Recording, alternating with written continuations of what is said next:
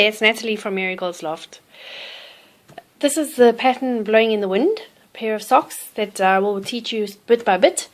And as you'll see in your pattern, each bit will be linked to a various video or to a photo tutorial where you can find out how the various steps are built up, so that you can progress through your sock with me on your side. If you have questions, please don't hesitate to contact me. So I'm going to start off. We're going to be knitting the sock in a magic loop technique, and we're going to be starting from the top down. So we're going to be starting with the rib. We're going to progress through the sock, which you can see it has a patterning on the front and patterning on the back. We're going to then progress onto the heel, which is a new technique. For some of you, the boomerang heel, which is a short row version of a heel, but a very easy pattern to pick up. And then we're going to progress onto the foot, where we will then do the toe cap, and we will finish off with Kitchener stitch.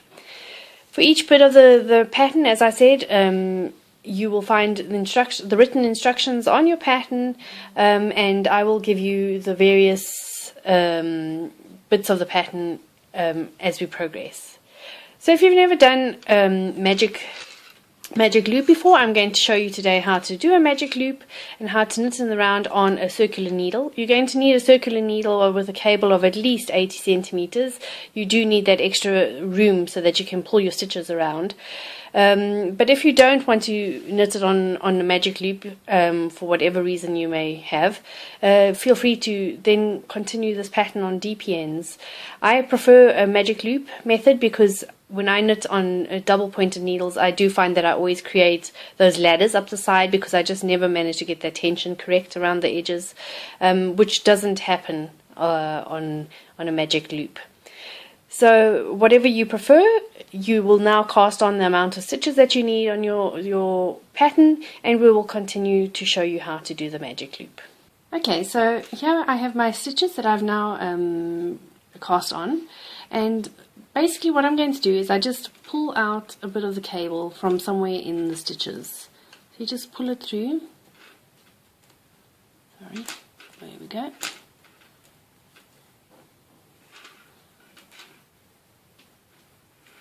Pull this cable on the front out.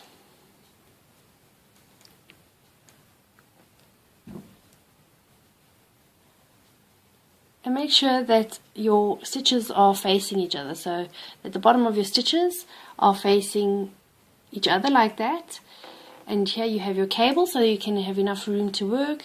And as you can see, if you look here, you can see that it's going to form a loop. So you're going to basically be working, the cable is going to be your working capability, and you're going to be working always on the front of your stitches, of your needles.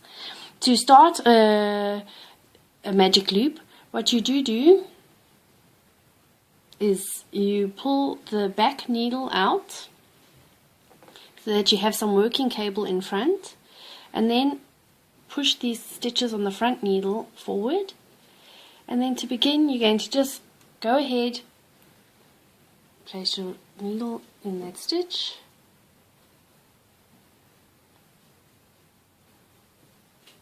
oops, wrong way, and then pull your needle and stitch towards each other.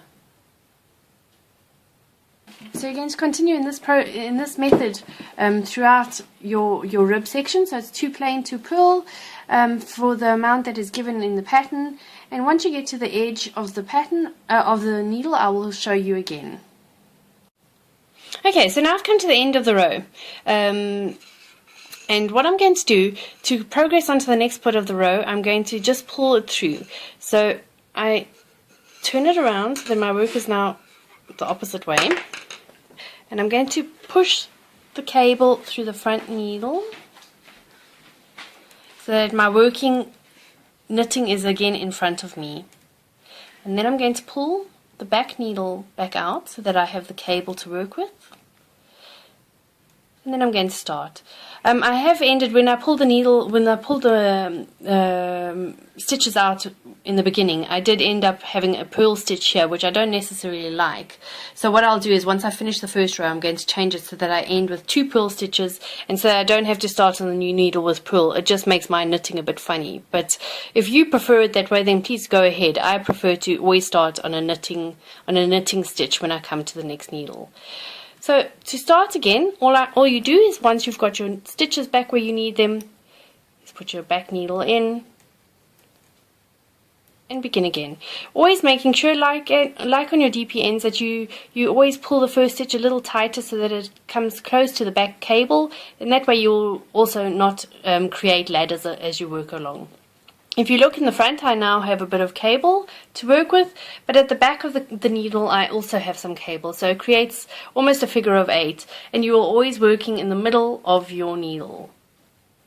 So progress in this format until we get to your pattern. So you're going to now finish off your rib in this way, and I will see you back here once we start with the patterning work of the sock.